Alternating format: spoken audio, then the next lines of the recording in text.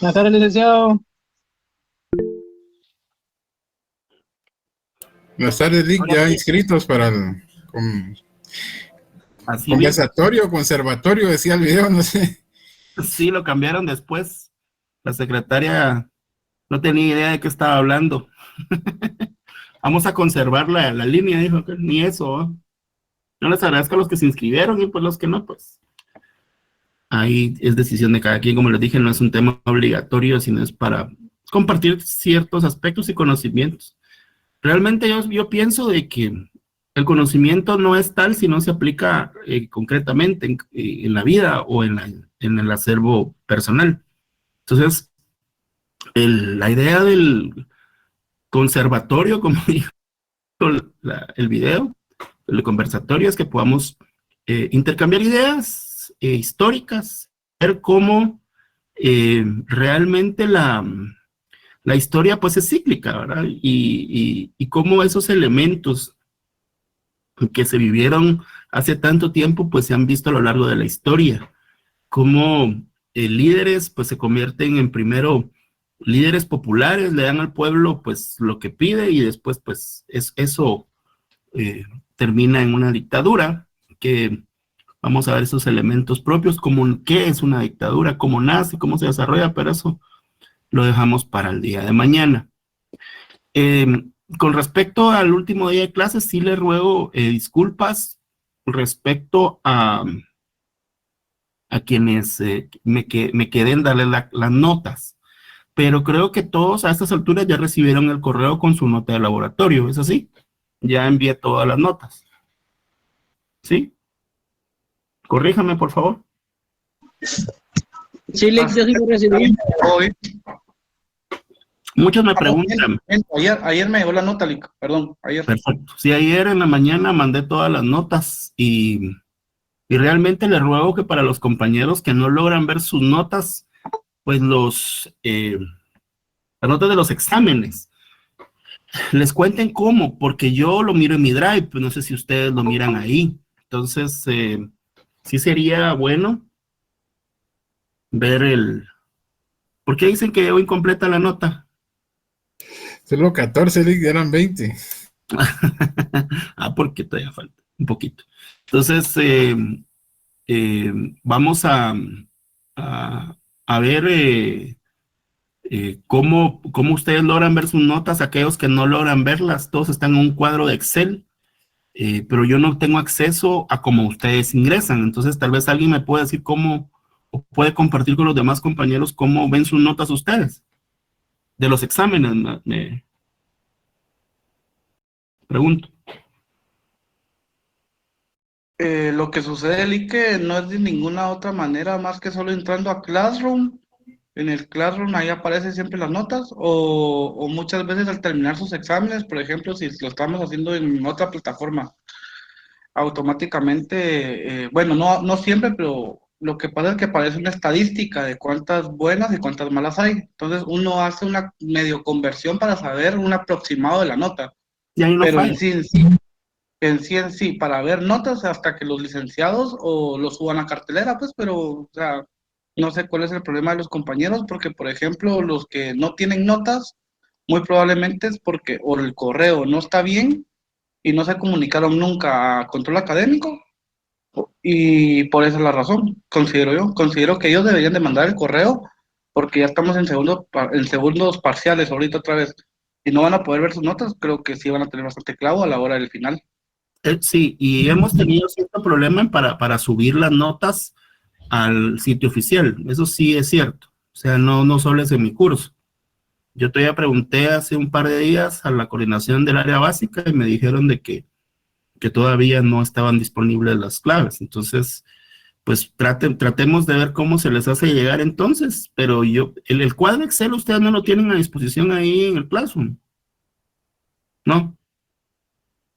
A mí me llegó, por ejemplo, la nota de mi parcial, me llegó a mi correo electrónico, y la nota del laboratorio que usted calificó ayer, también a mi correo. O sea, no Sí, tengo el Excel, no, yo creo que sí está en Classroom, pero nunca lo descargué. Va. Entonces igual hay un Excel para los que no les llegaron la nota. Hay varias preguntas que me han enviado al correo. Por ejemplo, Lick, ¿por qué me fue tan mal en el extraordinario? Porque no estudió. Punto. No hay más, no hay una revisión en el extraordinario. Y muchos les he de decir de que confundieron el extemporáneo con la comprobación. Entonces ahí sí hay un problema. Porque si era extemporáneo sacaron 0. Entonces, obviamente, pues tenían que ver cuál de las dos opciones era la más recomendable, ¿verdad? Para ustedes, pero siempre hay problemas en esto. Bueno, compañeros, vamos a continuar con el curso, con la clase. Vamos, les ruego por favor que nos ubiquemos en la página 172, creo que es del libro. Sí, es que yo tengo una versión digital, pues, más antigua. Entonces, yo me excedo en 4 páginas. En la última edición del libro, pues, es la página 172. Y lo que vamos a ver el día de hoy, compañeros, es lo que se denomina concurrencia de derechos reales. Bueno, cuando hablamos de concurrencia de derechos reales, compañeros, es cuando varias personas tienen el dominio o alguna facultad del derecho de propiedad o la propiedad misma sobre una misma cosa que no es consumible. Eso quiere decir que varias personas tienen un derecho real sobre un bien y puede ser en determinado momento no solo la propiedad, sino alguna de las facultades que conlleva la propiedad. Estas 3 formas de concurrencia, compañeros, es lo que se denomina copropiedad, las servidumbres y el usufructo, que vamos a ver en esta clase. Permítame. Sí, Eric.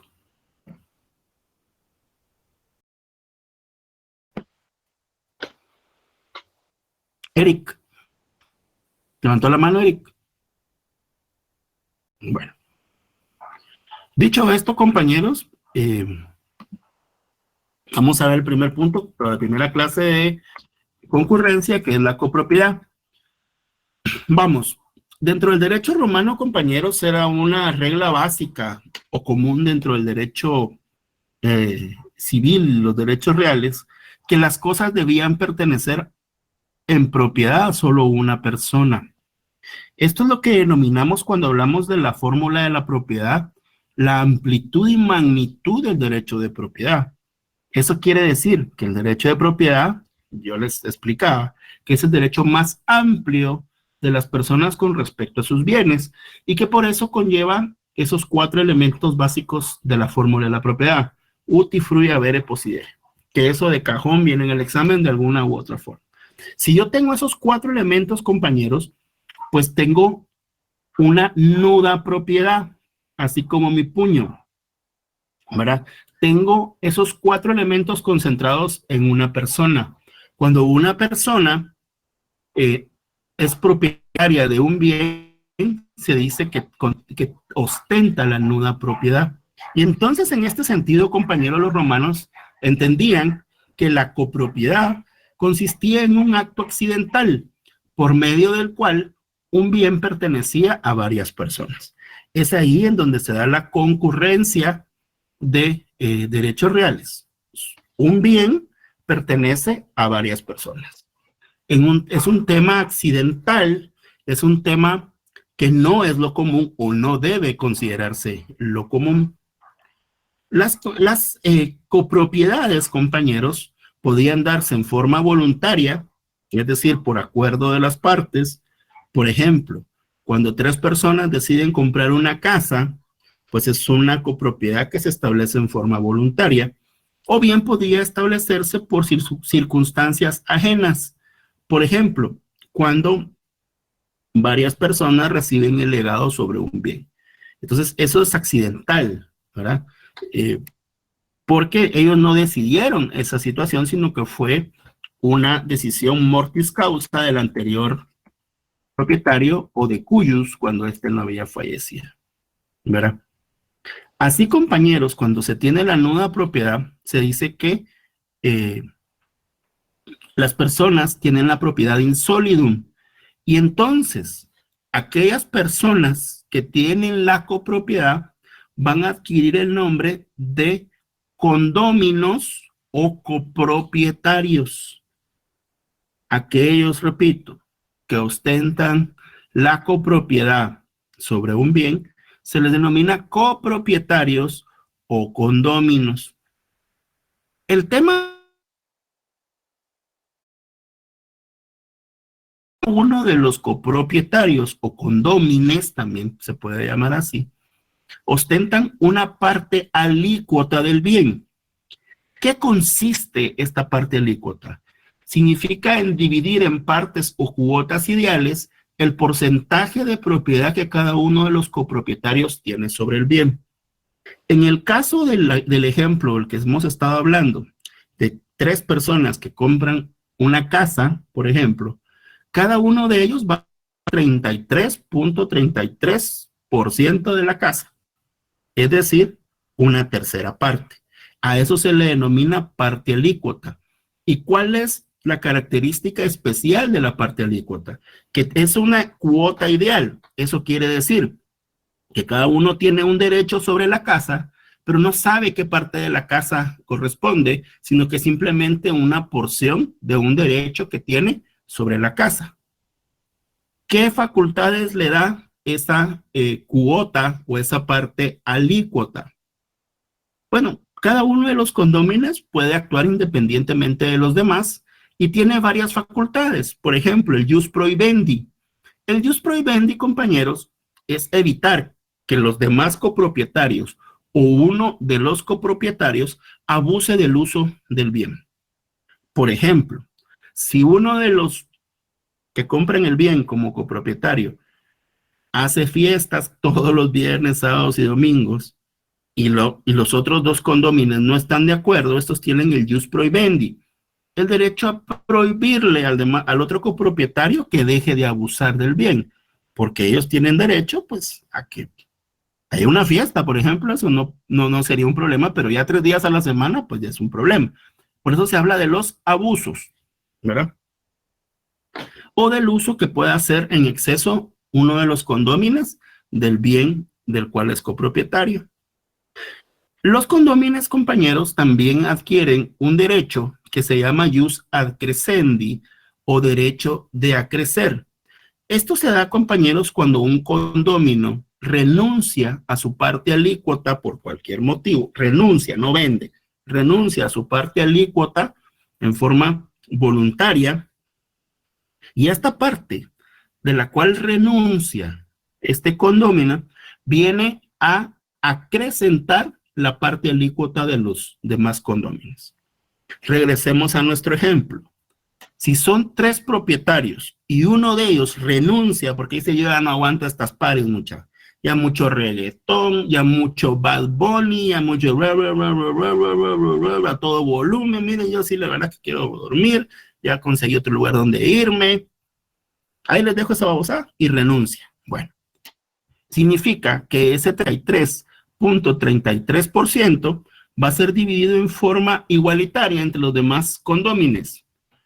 En esencia, va a acrecentar en 16.66%, 67%, la porción de cada uno de ellos, o lo que es lo mismo, cada uno de ellos acrecerá la porción del que renuncia y cada uno de los demás condóminos, que son 2, tendrán el 50%. ¿Por qué? Porque la parte que fue renunciada por uno de los condóminos viene a acrecentar su cuota en una tercera parte, o la mitad de una tercera parte, que viene a crecer en el 16.67%. Y si hacemos las fracciones, compañeros, nos va a dar exactamente la mitad, ¿verdad? Para aquellos que no son muy buenos para las matemáticas. La comunidad, compañeros, o la copropiedad. ¿Sí, Anderson? O sea que el jus ad crescendi sale perdiendo prácticamente. El copropietario que renuncia, sí, sale perdiendo. pero acrece el derecho de los que siguen en copropiedad, ¿verdad? Y es así. Hay algo que no está en el libro, pero es importante que lo tomemos en cuenta y es un aspecto que yo quiero incluir en la nueva edición del libro y que estoy trabajando en ello. Primero Dios, el próximo año pues ya lo logro hacer. Y es que los copropietarios tienen el derecho de tanteo. ¿Qué significa el derecho de tanteo, compañeros? Que cuando uno de los copropietarios quiere vender su porción, tiene que ofrecérsela a los copropietarios antes que cualquier extraño de la copropiedad en igualdad de condiciones. ¿Qué significa esto? Recordemos que el jus ad crescendi es cuando alguien renuncia, pero si un copropietario quiere vender su parte alícuota, lo puede hacer. La idea es que tienen derecho preferente o de tanteo los demás copropietarios. ¿Sí, Juan Carlos? Eso se podría entender también que, por ejemplo, yo tengo una empresa y en la empresa vemos 6 socios. Todos tenemos las mismas acciones, pero yo por X razón. Bueno, mire, pues vamos a dividir, mire, pues. El ejemplo de la empresa es genial. Le voy a explicar por qué. El ejemplo de una sociedad que es una entidad dividida en acciones es otro tema, porque ahí tiene cada uno sus derechos representados en acciones. Pero tomemos una empresa mercantil. Bueno, una empresa mercantil, compañero, es reputada como un bien mueble. Eso significa que si tiene 6 dueños, cada uno de ellos va a tener ¿cuánto? Una sexta parte de la empresa. Si uno de los, ahí no son socios, copropietarios de la empresa quiere vender su parte, debe ofrecérsela a alguno o a varios de los copropietarios antes de venderla a otra persona que no sea parte de la copropiedad. Es un derecho preferente, ¿verdad? ¿Por qué? Porque se premia, en primer lugar, la intimidad de los copropietarios, especialmente cuando son voluntarios. ¿Sí, Luis Fernando? En ese caso de la sociedad no accionada, funcionaría la parte de alícuota siempre y cuando fuera una herencia. Digamos que el papá muere y se les da y las partes teóricamente son iguales. ¿Por qué razón? Porque si es una sociedad no accionada, pero son medida por aportaciones, cada aportación tiene un porcentaje. Vamos. Es que por eso hay que dividir, no quiero confundirlo. Vamos a ver la sociedad. La sociedad es otro tema, compañeros.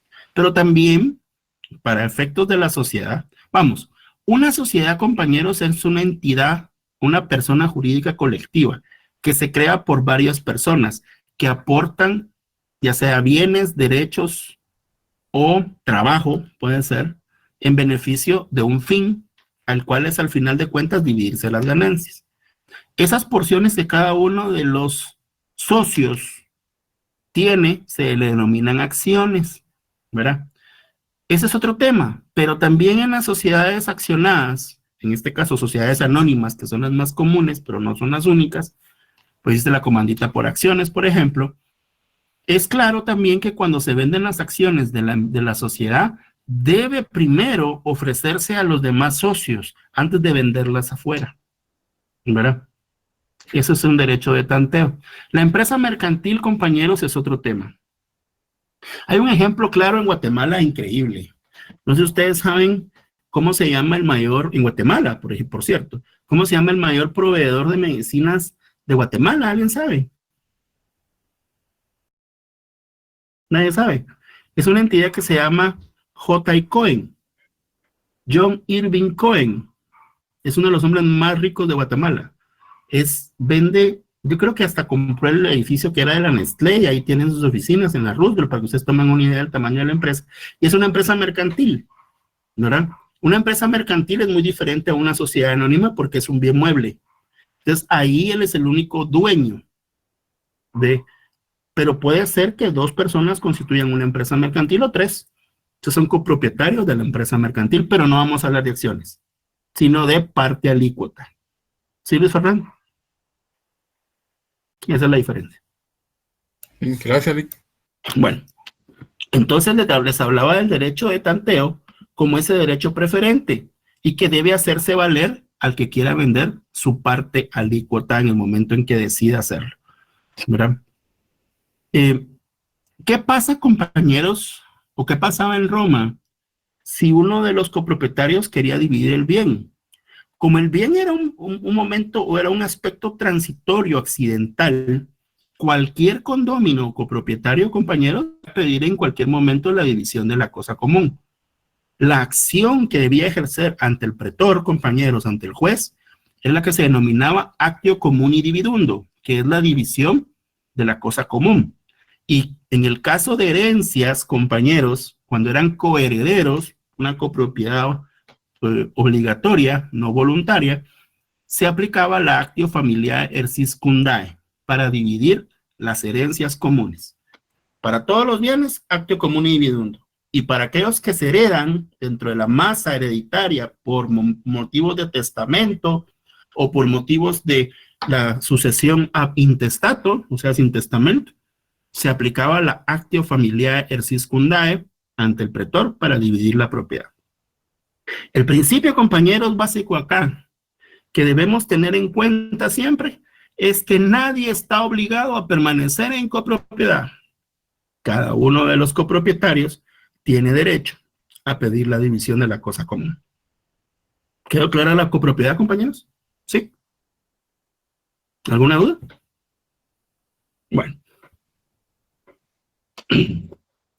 El siguiente tipo de concurrencia, compañeros, es lo que denominamos servidumbre. Realmente cuando hablamos de servidumbre, compañeros, estamos hablando de una situación. Los romanos lo establecieron como un derecho real.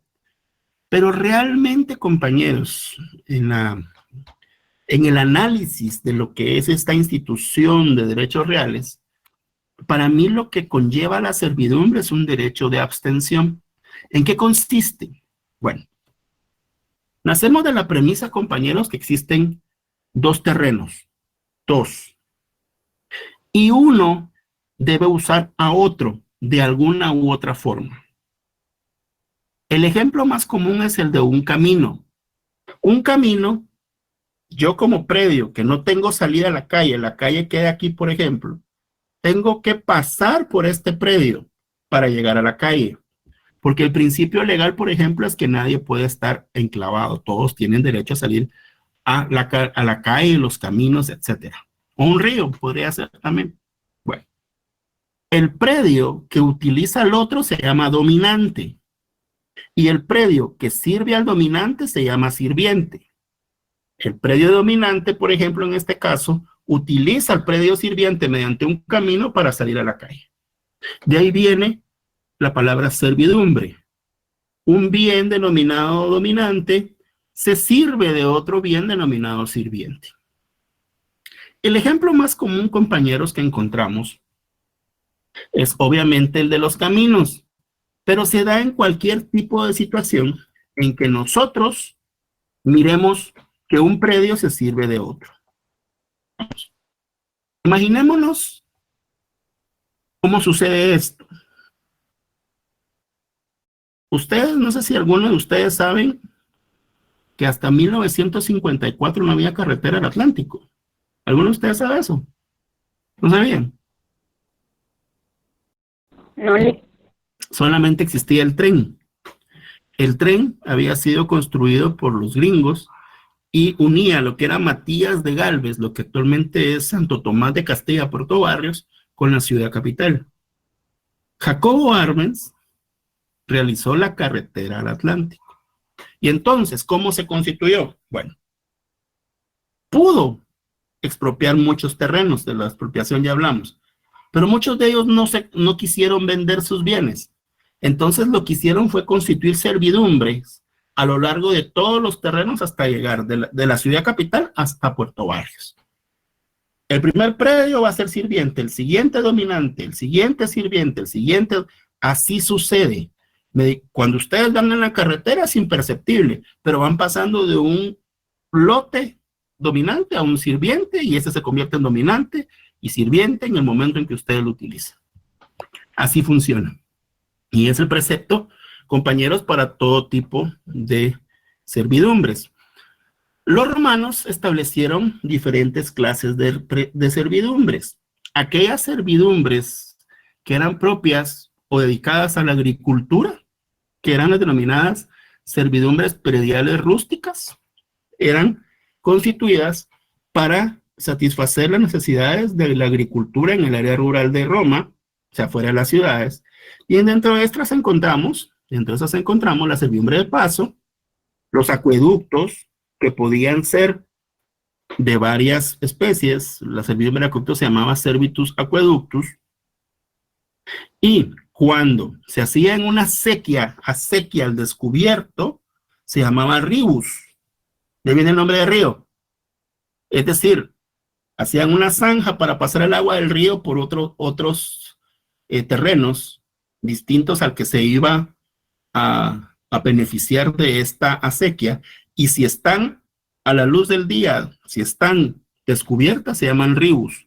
Si se hacen subterráneas, bajo la tierra, se denominan specus. Y si se usa cañería, compañeros, se denominan fistulae o fístulas. Que son, para mí es propia esta de las áreas urbanas, aunque los romanos las iniciaron dentro de las servidumbres rurales.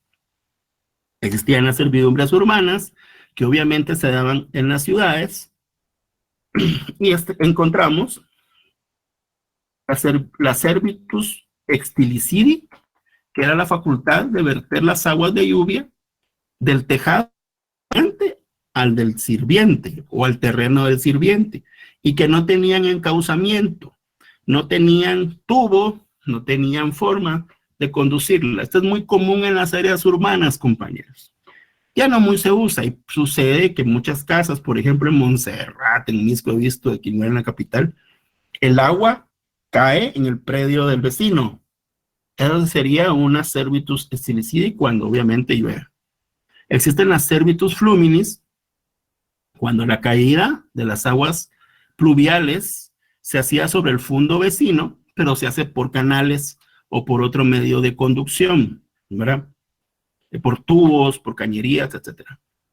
La servitus oneris ferendi, que es muy común, pero no se constituye mucho en Guatemala, aunque sí está regulado en nuestro Código Civil. Y sucede cuando los dueños de las casas utilizan las paredes del vecino para apoyar su construcción. ¿Alguno de ustedes ha visto este caso, compañeros? Es muy común que sucede en las colonias.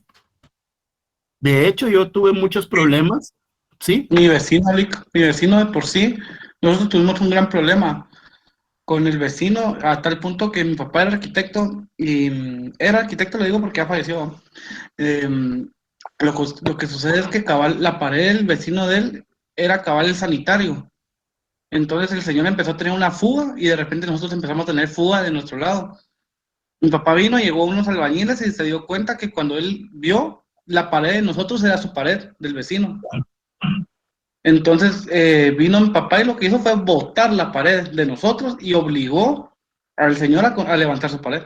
Pero fue un gran relajo, pues, porque el señor no quería, ¿no? Si me hubieran preguntado a mí, yo les hubiera dado una solución más salomónica. Miren, pues,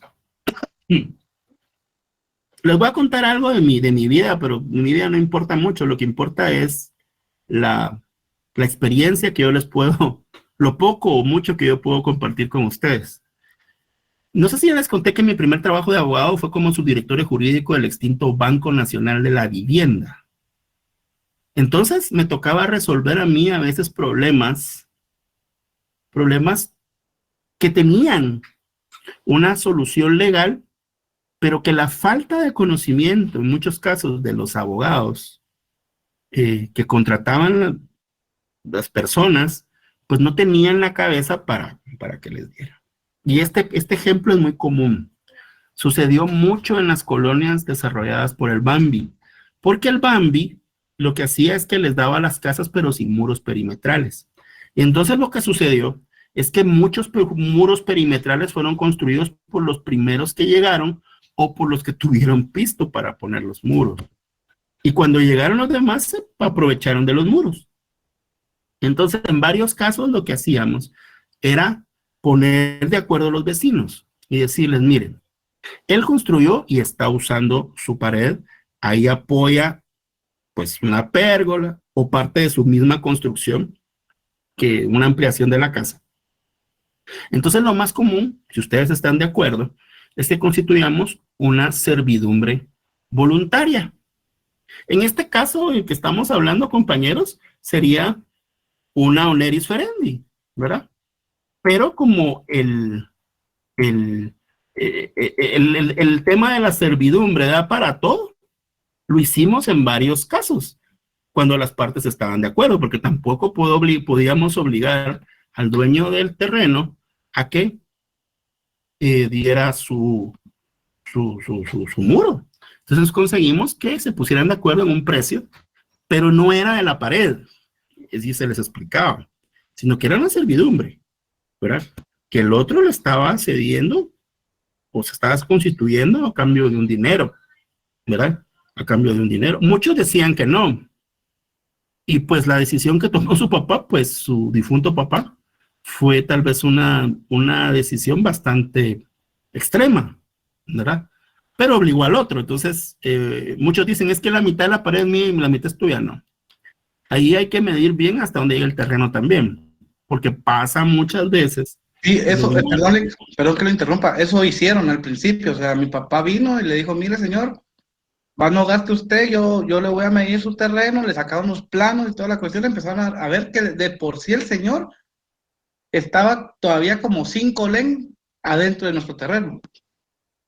Sí, pues, o sea que sí, tu papá tenía toda la razón, pues, o sea, eso no hay ninguna duda. Exacto, entonces cuando ellos... Pero su papá perdió dinero porque, imagínate, botó su propio muro. Sí, se perdió dinero, pero al final y al cabo, pues el señor terminó accediendo que él pues tuvo que levantar su pared, componer su fuga, componer la pared de nosotros que había arruinado por su fuga, y al final, pues todo el mundo quedó en paz, ¿va? Pero sí se perdió dinero y sí se perdió, pues, tiempo. Y no, tu papá hubiera estado conforme con que le pagaran sin botar el muro una servidumbre y constituirla. Sí. Y que le pagaran. Sí, pero es que lo que pasa es que sí era bastante, o sea, usted llegaba a tocar la pared y usted sentía como que había una piscina detrás de esa pared. O sea, sí estaba. Sucede mucho. Sí, era en áreas. Lo que Sí, pasa sí, es que el señor parece que se le había reventado una tubería y él, o sea, ni siquiera vivía ahí, sino que él alquilaba ahí. Sí, miren, eso sucedía, yo me di cuenta en el Bambi, por ejemplo, antes no existía el PVC, entonces utilizaban cañerías, tubos de metal, y entonces Eran ya se picaban, entonces es un mar, ahí no para nada, entonces hay que botar, quebrar, romper y meter nueva tubería, eso ya es trabajo del tiempo, ¿verdad? Y si no, pues un hoyo en vía, no, que es lo más común, no sé. Bueno, entonces, sigamos con la clasificación de las servidumbres.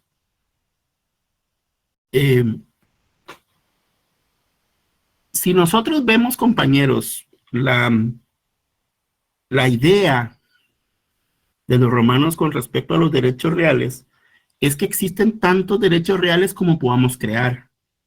De hecho, en la actualidad, por ejemplo, hay un montón de servidumbres, o hay un cúmulo de servidumbres, que no están en el Código Civil, pero que se constituyen incluso en el Registro General de la Propiedad, porque son reales, o sea, sí existen. Ejemplo, luz eléctrica, los postes que pasan de lugar a lugar, servidumbre de energía, de conducción de energía eléctrica. Servidumbre de cable, cuando se utilizaba el cable, se recuerdan que ahora es inalámbrico, pero se utilizaba el cable para trasladar la televisión por esa vía. Cualquier forma en que un predio se sirva de otro es una servidumbre y es ilimitado. El número de servidumbres, compañeros, por ello es numerus apertus. El número está abierto siempre y cuando se cumplan los preceptos de la institución jurídica. ¿Cómo se podía constituir las servidumbres? ¿O cuáles eran los modos de constitución de las servidumbres? Por negocio jurídico se vendían las servidumbres, se compraban las servidumbres. Por un acto unilateral mortis causa, en un legado, por ejemplo, en una herencia. Por prescripción adquisitiva, por usucapión, Es decir, se adquiría el derecho de servidumbre cuando se adquiere el inmueble, o el mueble, el inmueble en este caso, o por ley. Las servidumbres actualmente en Guatemala, en el derecho sustantivo de Guatemala, son voluntarias y legales. Las legales son los caminos, compañeros, los caminamientos. Nadie puede negarle a otro el acceso a su predio, que sucede mucho en muchos condominios. Lo he visto. Cierran las entradas y no dejan. Es que tiene que pagar de repente hay gente que deja sus cosas ahí, ¿verdad? Y cuando llega hay una garita y hay una talanquera. Es que usted debe 10 meses de mantenimiento, ¿no? ¿Y por qué tengo que pagar si acaso yo quiero pagar? Nadie puede negarle a otro el acceso a su lugar, ¿verdad? ¿Cuáles son las acciones propias de la extinción, protección y ejercicio de las servidumbres? Es un problema, compañeros, en la vida real, cuando algunos propietarios de los fondos sirvientes no quieren reconocer servidumbres que fueron constituidas por sus antecesores o que ellos mismos constituyeron por algún problema con los vecinos. Entonces, para proteger a las servidumbres, ya en la época posclásica, la acción real para defensa de las servidumbres, es decir, a mí no me dejan utilizar mi servidumbre, se denomina actio confesoria, en la cual se obliga al dueño del predio sirviente a que reconozca y permita la servidumbre.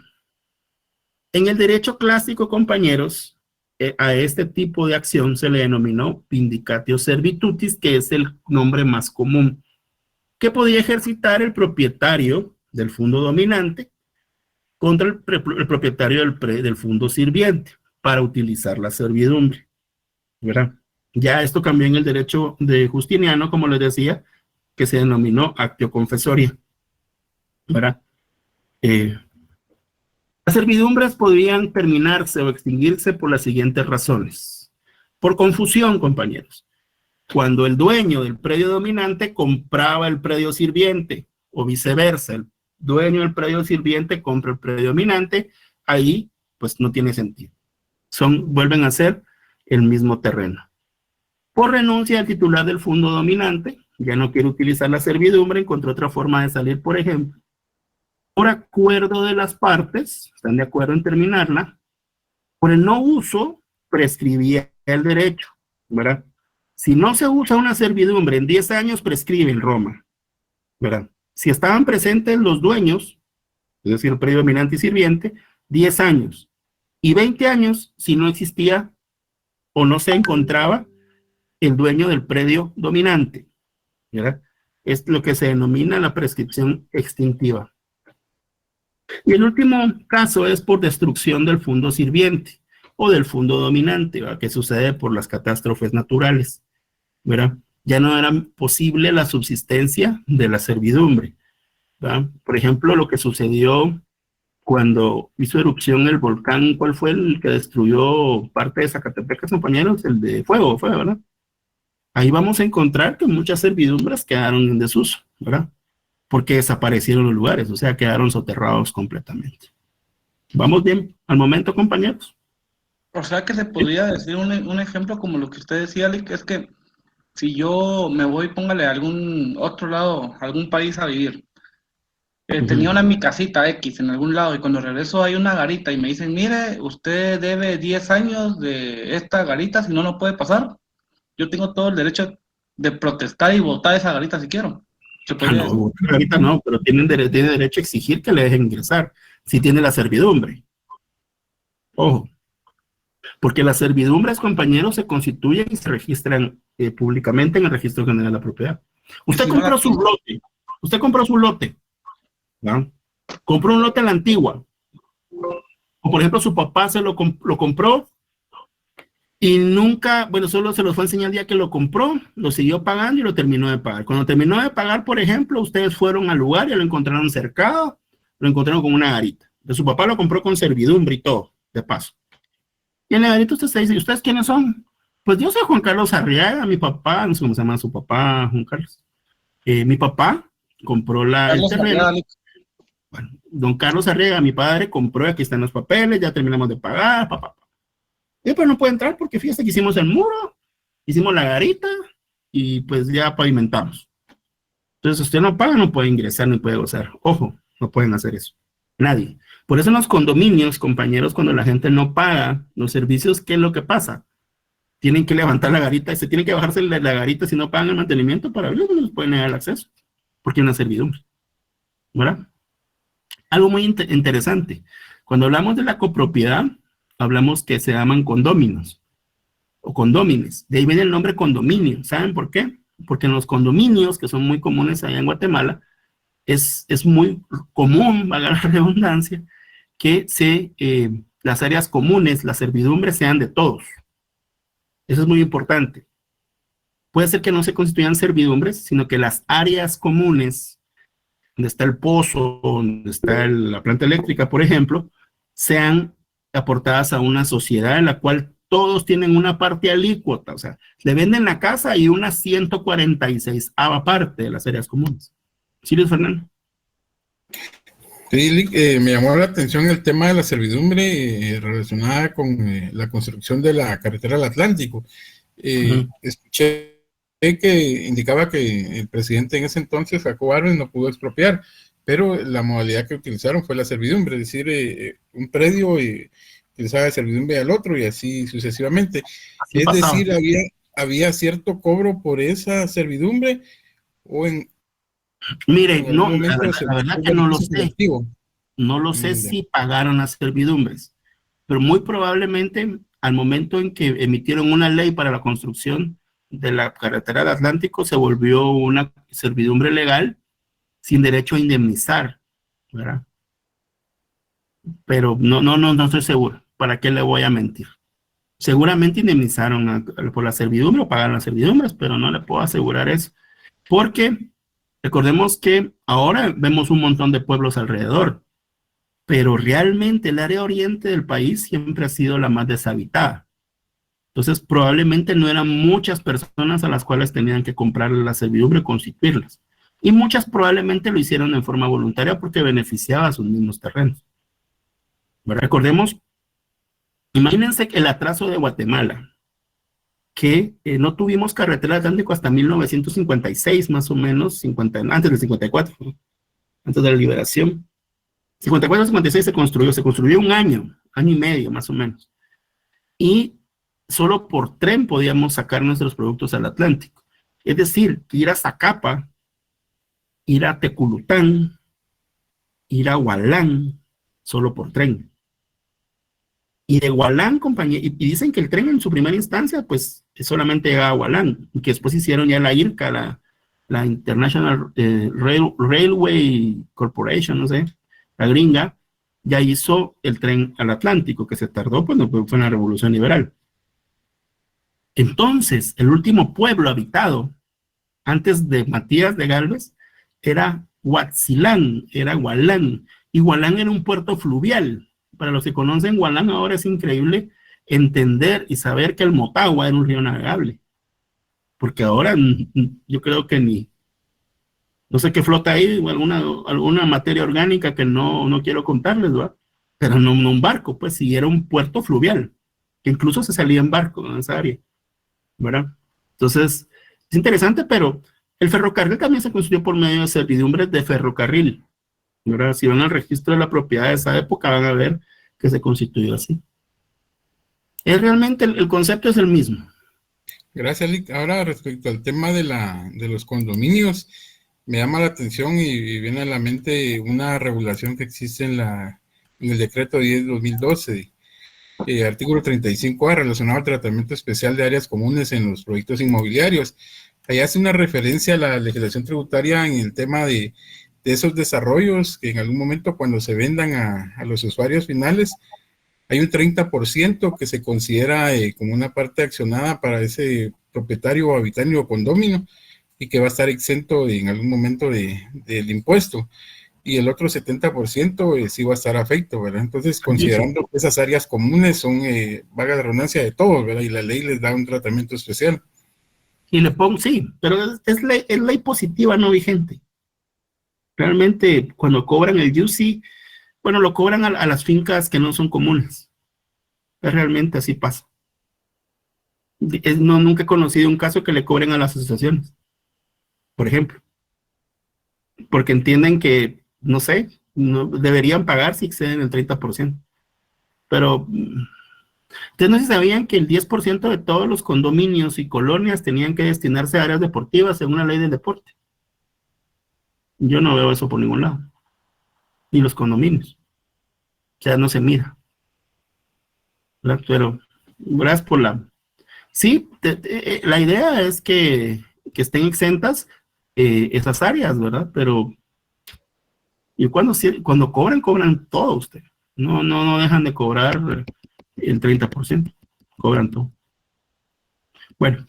Yo vivo en un condominio, es una M, por no decir la palabrota. Lo que pasa es que depende de qué vecinos tenga, Juan Carlos. ¿Verdad? Hay condominios que están muy bien. De hecho, les cuento que hay empresas que se dedican a administrar condominios. Porque es un brete. Yo vivo en un condominio y los vecinos no es tanto, sino que es el tipo de las personas que administran el condominio. Se vuelven tiranos. Yo vivo en una parte de, o sea, un grupo Rosul, de Grupo Rosul. El Grupo Rosul aquí en Guatemala es, o sea, tiene acaparado todo el mercado de condominios. ¿Así? Sí, o sea, tiene en Villanueva, zona 18, zona 1, zona 6, por donde hay apartamentos, ahí está metido Rosul. Entonces, pero sí ellos se basan más en el hecho de percibir su dinero y no de que hacer una buena servidumbre. Claro. Fernando Mateo, o Mateo. No se me levantó la manita, perdón. Mire, lo bueno es que se le levante la manita y no que se le caiga en un día. Eso sí sería preocupante, pero bueno. Pero sí es cierto lo que dice el compañero del Grupo Rosul, son bien perros. Lo que pasa es que se vuelve un negocio y cuando se vuelve un negocio, compañeros, deja de ser importante. Yo he visto buenas asociaciones de vecinos que toman el control de su condominio, se preocupan por la seguridad y por su mantenimiento. Pero depende mucho que en el condominio hayan personas que realmente tengan tiempo y ganas de seguir o de administrar, porque al final, si usted le cae mal, miren, yo me cansé de ir a las reuniones allá de condóminos, porque siempre habían clavos usted. Siempre, y uno tiene problemas en su casa, en su trabajo, en la vida, y llegar a pelearse con los vecinos, ¿no? Yo no quería ni conocer a mis vecinos, ¿no? Es la verdad. Nunca quería conocer a mis vecinos, porque no me gusta ese tema. Soy un poco antisocial en eso, pero entiendo que sí hay empresas que se dedican a administrar condominios, y hay unas muy buenas, y hay otras muy malas. Y siempre que hay dinero, compañeros, hay un problema. Eso es. Y es más, los administradores del condominio se creen dueños del condominio y no reconocen los derechos de las personas, ¿verdad? Va a pasar siempre que uno vive en comunidad. Es complicado. Viven más tranquilos ahí en el Gallito ustedes, que cada quien defiende su terreno y se matan a pistola. Esa es la verdad, a balazos. En la verdad, todos se respetan. No, Lick, ahí en el Gallito es bien tranquilo. O sea, Sí, tiene mala fama. Tiene mala fama, pero por eso lo yo digo. viví muchos años cerca del Gallito. Yo tengo un y amigo muy amigo que vive ahí y es un lugar súper tranquilo. Súper tranquilo. ¿Por sí, qué? y los Porque mismos todos- traficantes lo cuidan. Sí, pero entre los mismos vecinos, ¿verdad? O sea, si matan a alguien, a ellos les roban. Los que van a sufrir son los narcotraficantes y los vecinos. Entonces ellos sí se cuidan de quienes llegan ahí a que no roben, ¿verdad? Es otro tema. Es como el Sí, barrio. ahí en el Gallito no hay extorsiones, por ejemplo, no, o sea, usted puede dejar su carro prácticamente, no, tampoco así abierto, pues, pero su carro tranquilo que no le va a pasar nada, pues. Yo porque viví o sea, viví cerca del Gallito y mi familia tuvo negocios cabal frente al Gallito en la 12 calle y Avenida Elena, en la mera entrada del Gallito, entonces, Sí, pues. muchos años tuvo ahí negocios mi familia y nunca, o sea, nunca nos pasó nada realmente, o sea, 24 años de tener el negocio ahí y nunca pasó nada. Y lo más que pasaba era que se escuchaban las grandes balaceras a las 4 o 5 de la tarde, ¿va? Pero eran entre ellos mismos. Sí, ellos ya saben quiénes y quiénes no, y a los del barrio los protege. Bueno, Exacto, el barrio se reprotege ahí. vamos a hablar, compañeros, de la última clase de concurrencia, y esta es una excepción al concepto de concurrencia que les dije, que es el usufructo, o usufructo del cual ya hemos hablado. No voy a ahondar mucho porque ya lo explicamos cuando hablamos del disfrute de los bienes. Realmente lo que se da en el usufructo, compañeros, es la concurrencia de dos derechos reales en una o varias personas, ¿verdad? No al revés, que varias personas concurren en un derecho real. ¿Qué facultades de la propiedad concurren? El uso, el disfrute de un bien. ¿Qué consiste el uso? Utilizar un bien, tener la posesión, por ejemplo. Confluyen el uti y posidere. Y confluyen el disfrute. Recordemos que el disfrute conlleva la disposición de frutos. ¿Pero de qué estamos hablando? De bienes que no son consumibles. Es decir, que admitan un uso constante, periódico y repetido. Los frutos que produzcan estos bienes, es una ficción legal, son del usufructuario. Es decir, uso, posesión y disfrute concurren en una misma persona.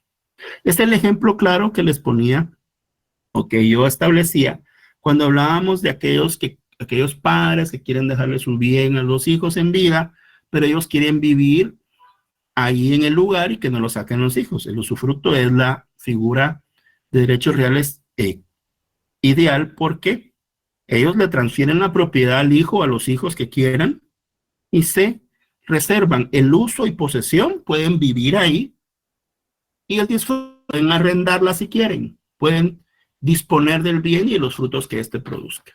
La renta, recordemos, compañeros, que son frutos civiles que benefician al usufructuario, ¿verdad? ¿Cuál es la acción propia? Cuando el propietario, cualquier persona, quiere dejar o quiere quitarle el usufructo al usufructuario, es la uti frui, ¿verdad? O actio frui. Esa es la acción propia de quien defiende su derecho de usufructo, ¿verdad? ¿Cuáles son los elementos que no conserva el usufructuario, compañeros? El usufructuario no conserva la nuda propiedad de los bienes, ni tampoco conserva el havere. Por eso les decía yo que si el propietario quiere hipotecarlo, no debería tener el consentimiento del usufructuario, porque estamos hablando de derechos reales diferentes. No obstante, el Registro General de la Propiedad, como una costumbre registral, siempre solicita la anuencia del usufructuario para poder hipotecar o poder prendar los bienes que están dados en usufructo. Realmente, compañeros, como hemos visto,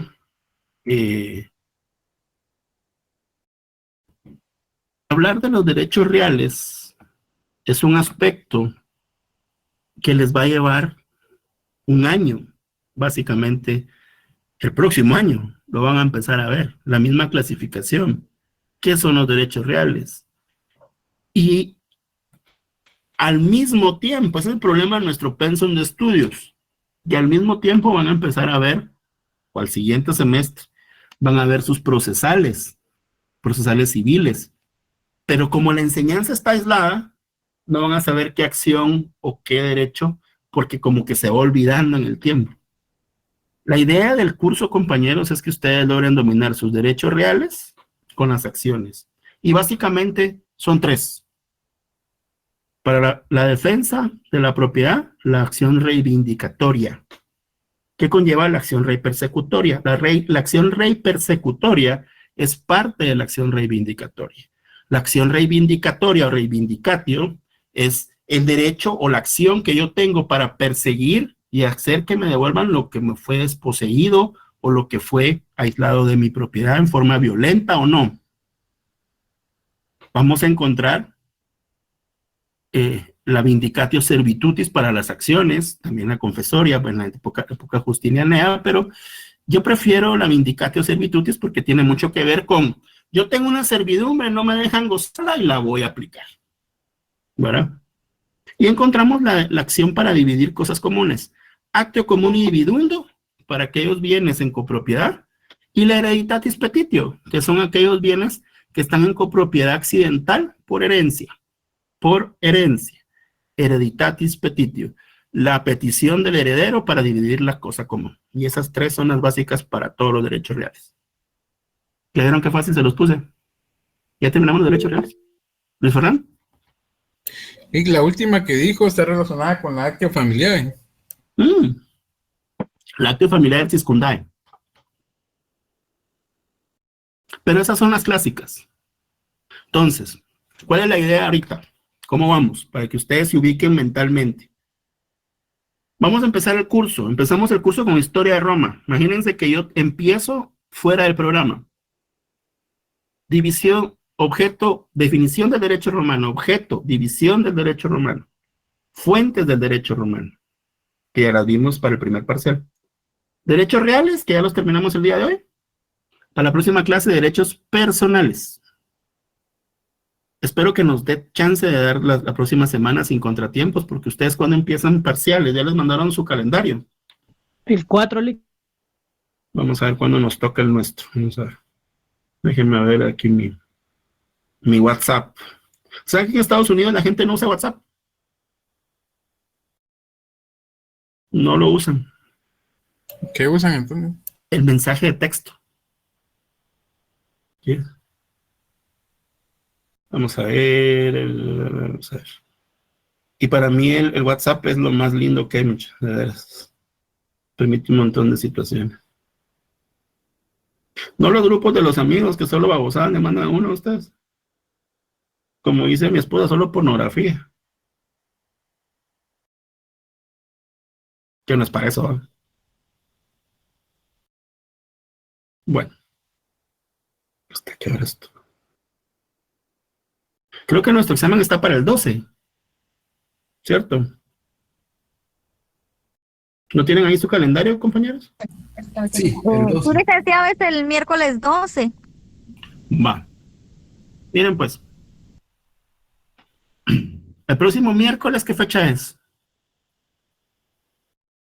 Es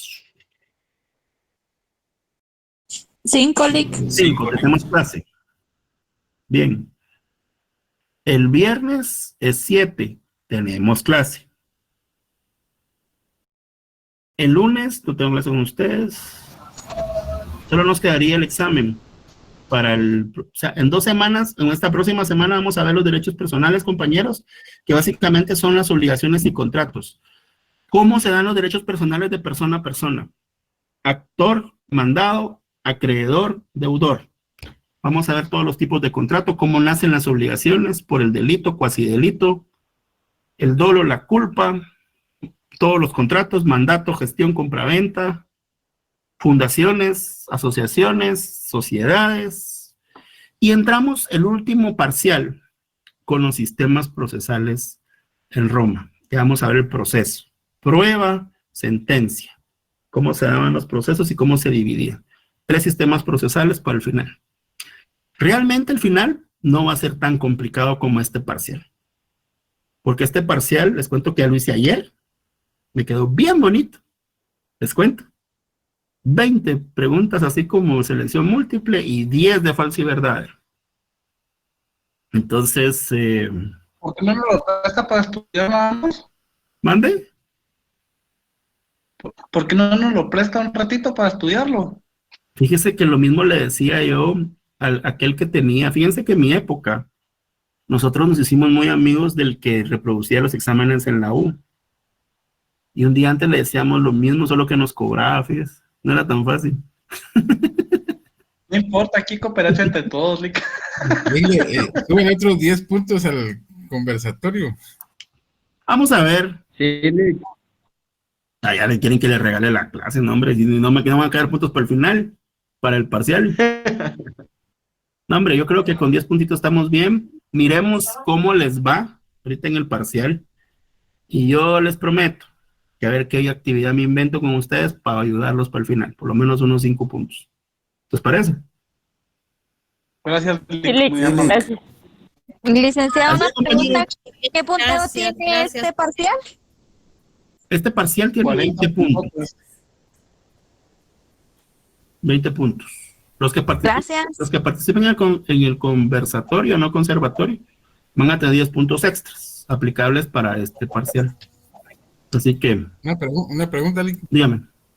¿Mañana va a ser como la clase o va a ser un desarrollo y uno tiene que poner atención? ¿O Mañana voy a hablar bastante yo, ahí me van a ver en otras. Yo prefiero. Lick, a mí no me pagaron, no puedo pagar la clase. Yo sí quería estar, pero lamentablemente no hay fondos económicos ahorita. Bueno, no sé, ahí sí que, como no la estoy armando yo. ¿Freddy? Lick, ¿y el parcial va a ser igual 2 horitas para pensarla bien o ahí sí va a haber media hora? ¿Cómo? Como hizo en el parcial pasado que nos dejó 2 horas libres para pensarlo bien bonito. 2 horas. Si mis exámenes, media hora deberían de contestarlo. Qué malo. Edgar. Buenas noches, licenciado.